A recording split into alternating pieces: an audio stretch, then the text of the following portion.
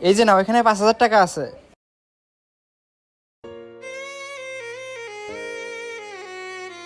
হে আল্লাহ, তোমার কাছে হাজার হাজার শুকরিয়া, তুমি আমাকে কোনো না কোনো ভাবে এতগুলো টাকার ব্যবস্থা করে দিছো। আমিন।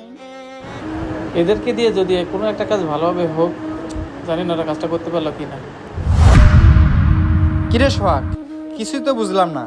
তোর আমরা বন্ধু লাগি, তোকে বললাম একটা টিপ দে, তুই টিপ দিলি না, বললি টাকা সেভিংস করবি, সেটা ভালো কথা। তুই কিনা একটা চকলেট ওই পিচ্চি মেয়েটাকে দিয়ে এসে আবার আমাদেরকে পাঠায় দিয়ে 5,000 টাকা দিয়ে নিয়ে আসালি, এটা কেমন কাজ?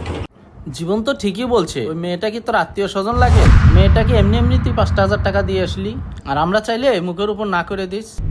তোর কাছে কি ভাই ব্রাদারের থেকে মেয়েটাই বড় হয়ে গেল? আরে তোরা যা ভাবতেছিস সেটা না, তাহলে শোন। কি বলেন ডাক্তার সাহেব? অপারেশন করার জন্য 5,000 টাকা লাগবে? আচ্ছা ঠিক আছে ডাক্তার সাহেব, আপনি অপারেশন করা শুরু করেন, আমি টাকা জোগাড় করতেছি।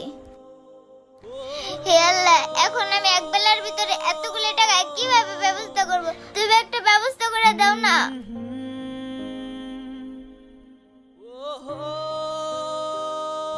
এইবার বুঝতে পারছিস? হ্যাঁ রে দোষ, বুঝতে পারছি। আজকে তোর জন্য আমাদের চোখের ভুলের পর্দাটা সরে গেল। তবে দোষ, আজকে আমরা তোকে কথা দিলাম,